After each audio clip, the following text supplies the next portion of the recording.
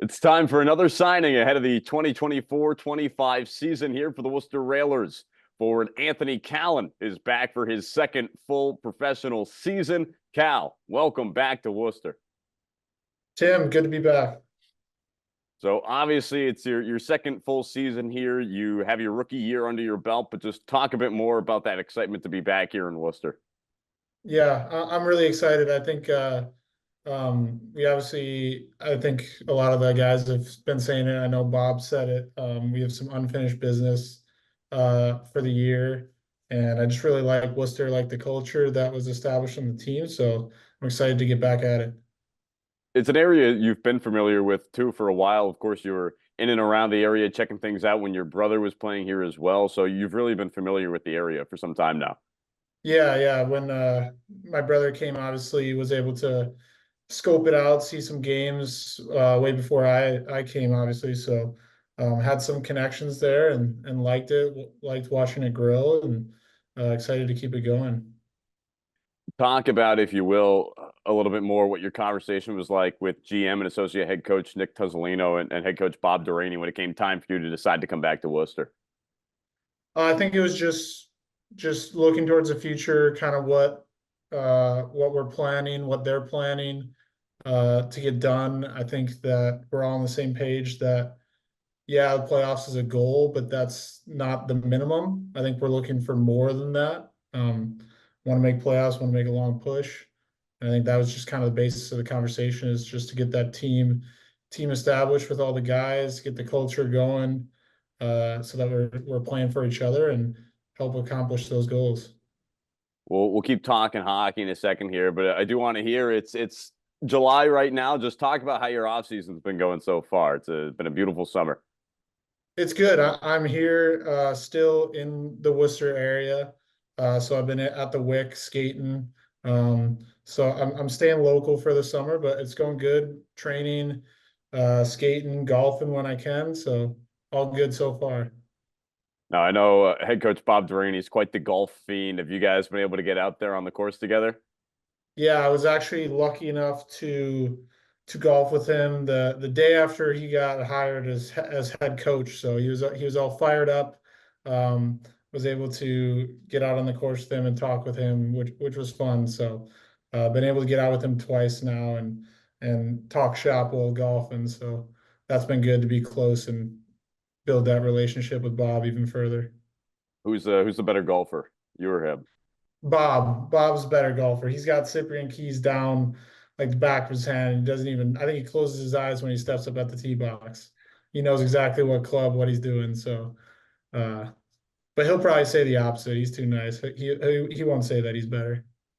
You know, with the amount of times I try to get a hold of him and he's on the golf course, I'm not surprised to hear that he's quite Yeah. the ace there. Talking a Oh, bit yeah. more about you and your play style, you had a lot going for you last season. You were third on the team in scoring as a rookie with 49 points. We'll touch on that first. Just talk about the you had offensively and what you were able to contribute to the team every night. I think it was just a lot. Like if you look at my numbers, it was a lot of assists. It was a lot of passing, and I think I was just able to mesh well with my teammates.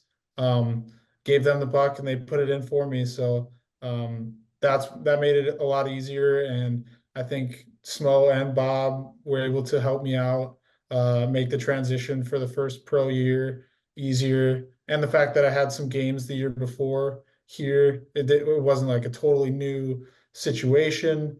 Felt comfortable. So I think that all kind of played a part in being able to put together a good year. Now, would you say that was always really your play style, that sort of pass first mentality where you're able to set guys up with really great opportunities?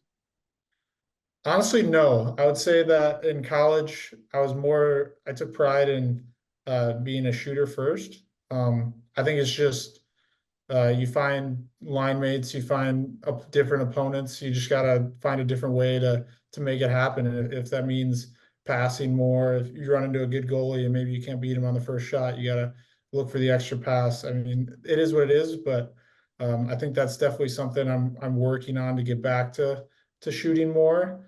Um, so whoever I'm playing with, I guess, might not be getting passes as much, but but no, that's something I'm working on and hopefully can kind of build off both sides of that game, passing and shooting. Yeah, another area you were really a force for good for the team last year is you were second on the team in games played, tied amongst forwards at 67, and then just behind Connor Welsh at 70 among defensemen. Talk about how it is you take care of your body so that over the course of a full season, your rookie season, nonetheless, you were able to play so many games.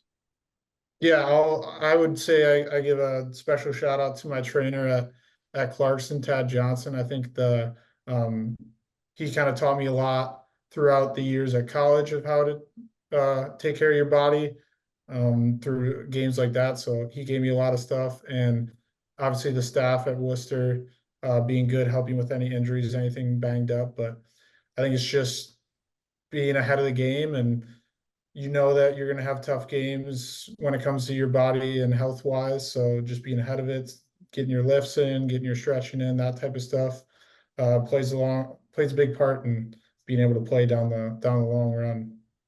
So taking that into consideration, offensive output as well. Just talk about your rookie year as a whole, how you feel like your first season went, and some things you're trying to build on going into this next season coming up here.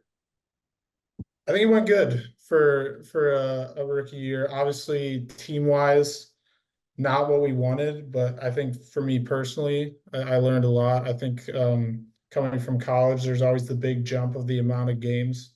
I know that as a team, we went, I believe it was 5 weekends in a row of 3-3s. We had that stretch during the year, which is really tough compared to college, where you're playing Friday, Saturday, and you have a weekend off here and there. You got your long Christmas break, all that sort of stuff. Um, so I think the transition, I learned a lot, and I'm gonna build off that for this next year. But I think as a full year, we could have been better, obviously, as a team, and I think we had the potential to make it further. And I think a lot of the guys that are coming back know that and are gonna learn from that for sure.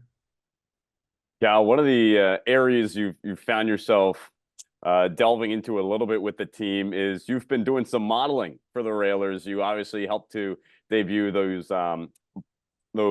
Boston basketball themed jerseys when they had them your rookie year, and then or yes, you're or right when you came on with the team, and then this past season as well, you were modeling some merchandise too for the team for the Military Appreciation Night. So just overall, the different looks you've seen with the team the past year and some change here. Talk about some of the different jerseys and things that you've liked from the team.